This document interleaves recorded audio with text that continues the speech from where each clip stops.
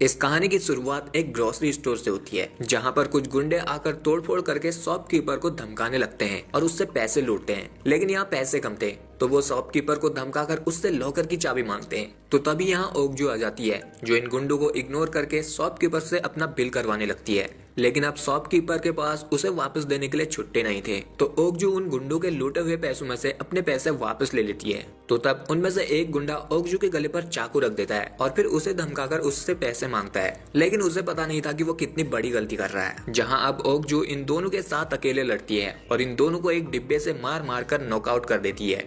जिसके बाद वो यहाँ से अपने घर आ जाती है, जहाँ रात में उसे उसकी दोस्त मिन्ही का कॉल आता है, जो कि एक बैलरीना डांसर थी। वो ओकजू से बात करती है और उसे अपने घर बुलाती है। तो तब ओकजू जल्दी से बाइक स्टार्ट करती है और फिर बियर और खाने पीने का सामान लेकर मिन्ही के घर पहुंच जाती है, जहां काफी आवाज लगाने पर भी मिन्ही दरवाजा नहीं खोल रही थी। तो ओकजू खुद दरवाजा खोलकर अंदर आ जाती है और अपनी दोस्त को आवाज लगाने लगती है, पर यहाँ कहीं भी मिन्ही दिखाई नहीं देती। तो तब वो उसके बेडरूम में जाती है, जहाँ उसे बेड पर एक गिफ्ट बॉक्स दिखाई देता है, जिसे खोलकर जब वो देखती है तो उसके अंदर उसकी दोस्त के बैलरीना वाले शूज थे और एक लेटर था जिसमें लिखा था कि प्लीज मेरा बदला लो।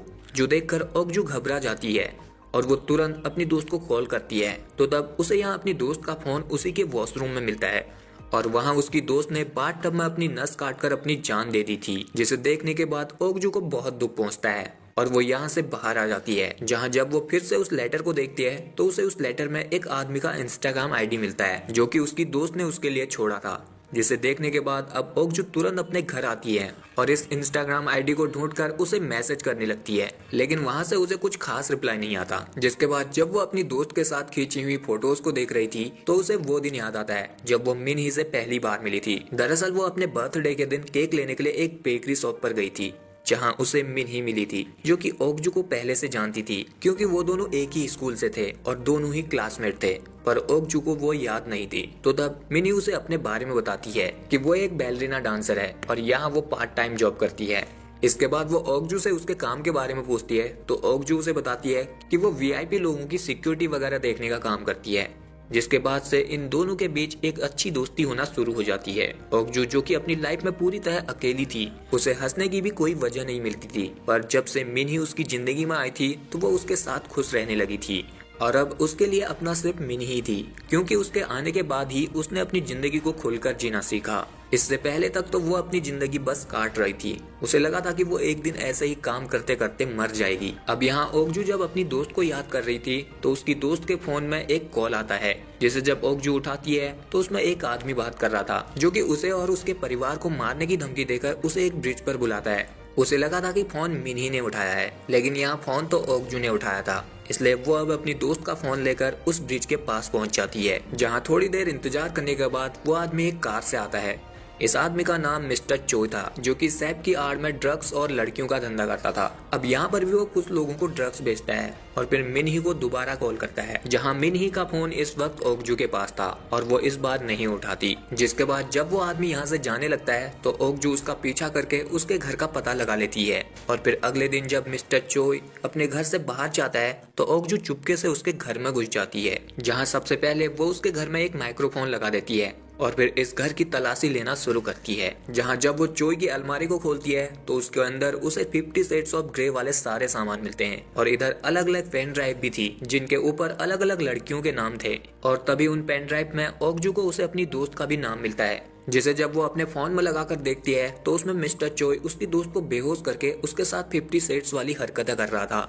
मिस्टर चो एक ऐसा बंदा था जो लड़कियों को अपनी जाल में फंसाकर उनके साथ गलत काम किया करता था और फिर वो उन्हें ब्लैकमेल करके उनसे सारे अपने इलीगल काम करवाता था। और मिन्ही भी उसके जाल में फंस चुकी थी, जिस वजह से वो अपने बैलरीना डांस परफॉर्मेंस को भी ठीक से नहीं कर पाती थी, क्योंकि उसे ऑडियंस में भी उसी का चेहरा दिखाई देता था। इसलिए उसने डिप्रेशन में आकर खुदकुशी कर ली थी। अब यहाँ ये सारी बातें जानने के बाद ओकजू को बहुत दुख होता है और गुस्सा भी आता है, जिसके बाद वो मिस्टर चोय से अपनी दोस्त की मौत का बदला लेने का सोचती है। और फिर रात में जब वो उस माइक्रोफोन की मदद से मिस्टर चोय की बातें सुन रही थी तो मिस्टर चोय किसी से क्लब में मिलने की बात कर रहा था, ताकि वो वहाँ लड़कियों को अपने जाल में फंसा सके।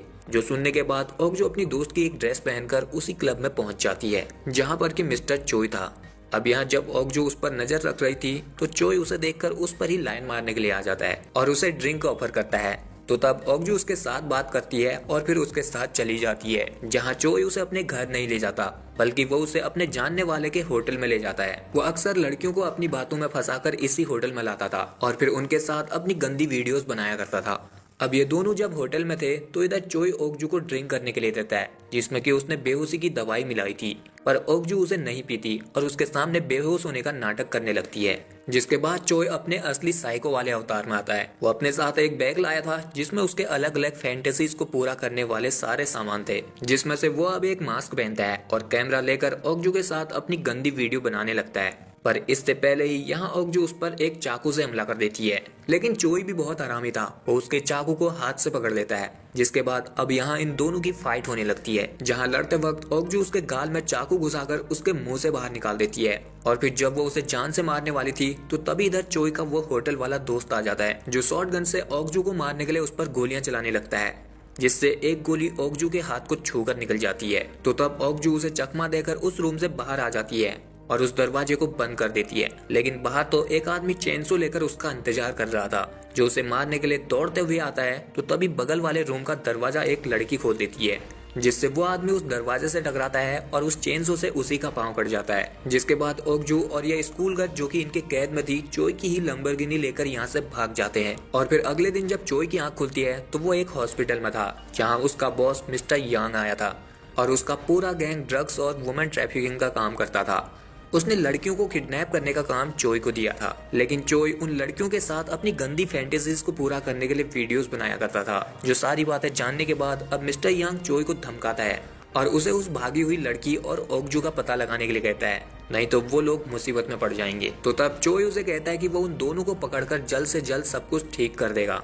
दूसरी तरफ वहाँ हम ओगजू और उस स्कूल गर्ल को देखते हैं, जिससे ओगजू जब पूछती है कि वो वहाँ कितने दिन से थी, तो तब वो लड़की उसे बताती है कि वहाँ उसके जैसी और भी बहुत सारी लड़कियां हैं और उन सभी लड़कियों की MMS वीडियोस उनके पास हैं, जिस वजह से वो लोग उन्हें ब्लैकमेल करके अपना हर काम करवाते हैं।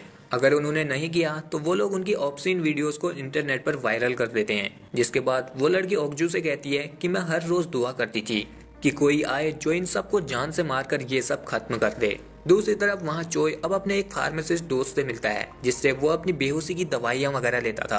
पर अब वो ओगजू और उस स्कूल गर्ल को ढूंढने में उसे मदद करने के लिए कहता है, जिसके बदले में वो उसे $100 मिलियन देने के लिए तैयार था, क्योंकि ओगजू ने उसकी दोनों प्यारी चीज छीन ली थी। पहला उसका प्यारा सा चेहरा, दूसरी उसकी पॉज कार, जो कि उसके लिए बहुत इंपॉर्टेंट थी। और वहाँ ओगजू भी अब पूरी तरह तैयारी कर रही थी। वो अपनी बॉस के जरिए एक बूढ़े कपल से मिलती है, जो कि बलून सूट्स की आड़ में गन वगैरह बेचते थे। अब ओगजू इनसे कुछ गन्स और एक फायर फ्लेम खरीद देती है। फिर ओगजू जब उस स्कूल गर्ल के साथ अपने घर में थी तो वो लड़की उसे उन लोगों पर जल्द से जल्द हमला करने के लिए कहती है, क्योंकि उन्हें ज्यादा टाइम नहीं लगेगा उन लोगों को ढूंढने में।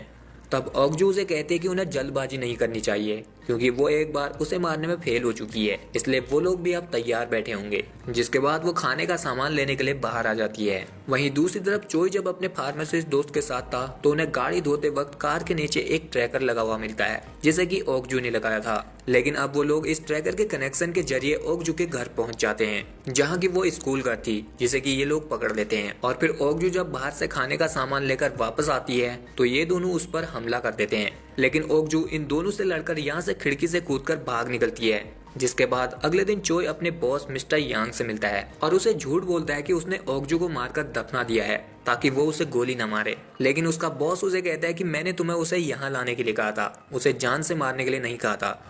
और फिर वो चोई का सारा काम अपने दूसरे आदमी को दे देता है और उसे कहता है कि वो ऐसी गंदी और अश्लील वीडियोस को बनाना बंद करे, नहीं तो वो अगली बार उसे मार देगा।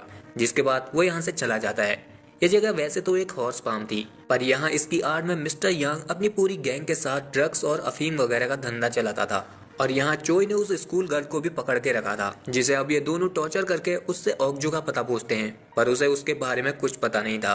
और फिर वहाँ हम ओगजू को देखते हैं, जो अब चोई का पता लगाने के लिए उसी होटल में जाती है जिसमें चोई उसे लाया था। और यहाँ वो उसके दोनों साथियों को गन पॉइंट करके चोई का पता लगा लेती है और फिर इन दोनों को भी मार देती है। जिसके बाद वो अपनी गन्स वगैरह लेकर सीधे उसी हॉर्स फार्म में पहुंच जाती है, जहां अंदर मिस्टर यांग की पूरी गैंग थी और वो लोग यहां अफीम और ड्रग्स वगैरह बना रहे थे। जिन सभी को देखने के बाद ओगजू उनसे कहती है कि मैं सिर्फ एक बार पूछूंगी कि चोई कहाँ है, अगर बता दिया तो वो यहाँ से चली जाएगी, नहीं तो वो उन सभी को मार देगी। तो तभी इधर मिस्टर यांग आ जाता है, जो कहता है कि अच्छा तो तुम हो जिसने चोई के थोपड़े की ये हालत की है। और फिर वो उसे बैठकर बात करने के लिए कहता है, लेकिन उसकी बात पूरी होने से पहले ही ओगजू उसकी खोपड़ी खोल देती है और फिर उसके आदमी उसे कहती है कि मैं तुम सबको एक और मौका दे रही हूँ, सीधी तरह चोई का पता बता दो, नहीं तो तुम्हारे बॉस की ही तरह तुम्हारा भी यही हाल होगा।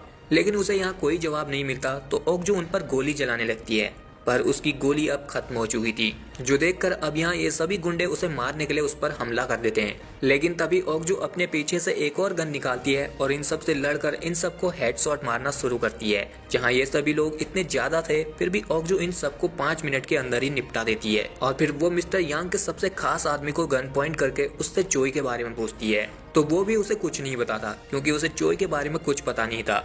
तो तब इधर ओगजू पहले उसके मुंह में कांच के टुकड़े डालती है और फिर उसके मुंह में मार मार कर उसे जान से मार देती है। जिसके बाद जब वो यहाँ इन सबको मारकर बाहर आती है तो तभी इधर चोई का वही फार्मासिस्ट दोस्त आ जाता है, जिसकी गाड़ी के पीछे वही स्कूल गर्ल थी जिसे कि इन लोगों ने बहुत बुरी तरह टॉर्चर किया था और वो बेहोश थी। जिसे जब ओगजू देखती है तो उसे बहुत गुस्सा आता है और वो उस फार्मासिस्ट को जान से मारने ही वाली थी कि यहाँ चोई पीछे से एक शॉट गन से उस पर गोली चला देता है, जो कि ओगजू के हाथ पर लगती है और वो गाड़ी के पीछे गिर जाती है। जो देखने के बाद चोई का दोस्त बहुत खुश होता है और वो चोई से कहता है कि इसके आगे वो संभाल लेगा, तभी तो उसे $100 मिलियन मिलेंगे। ऐसा कहकर वो ओगजू की तरफ जाने लगता है, लेकिन तभी चोई पीछे से उसके भी सर को उड़ा देता है ताकि उसे उसको पैसे नहीं देने पड़े। जिसके बाद वो ओगजू को मारने के लिए आता है तो तभी गाड़ी में बेहोश पड़ी लड़की होश में आ जाती है और उसके हाथ एक गन लग जाती है, जिससे वो अंधाधुंध चोई पर गोली चला देती है, लेकिन उससे एक भी गोली चोई पर नहीं लगती।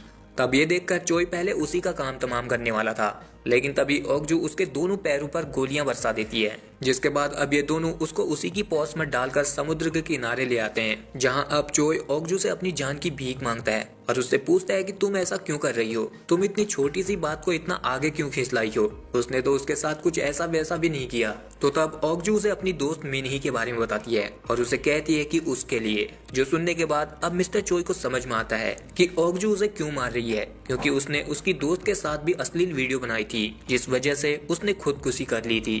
तो वो अब ओगजू से माफी मांगता है और उसे कहता है कि मैं अब सारे गंदे काम छोड़ दूंगा, बस तुम मेरी जान बख्श दो। लेकिन ओगजू उसे ऐसे छोड़ने वाली तो थी नहीं। तो तब चोई अपने असली औकात में आता है और अपनी जान बचाने के लिए उसे साइको की तरह कहता है कि अगर तुमने मुझे मारा तो मैं नरक में भी तुम्हारी दोस्त के साथ वही करूंगा जो यहाँ किया था। जो सुनने के बाद तो ओगजू उसे फायर फ्लेम से जिंदा जला देती है, जिससे उसकी हड्डियां तक राख बन जाती है और फिर वो यहाँ उसकी गाड़ी के साथ उन सारे पेन ड्राइव्स को भी जला देती है जो कि उसके घर पर थी। जिसके बाद ओगजू अपनी दोस्त को याद करके अपनी जिंदगी के नए सफर पर निकल जाती है और यहीं पर ये कहानी and. So guys, I hope कि आपको ये वीडियो पसंद आया होगा। अगर आया तो इस वीडियो को लाइक शेयर के साथ चैनल को कर लीजिए सब्सक्राइब।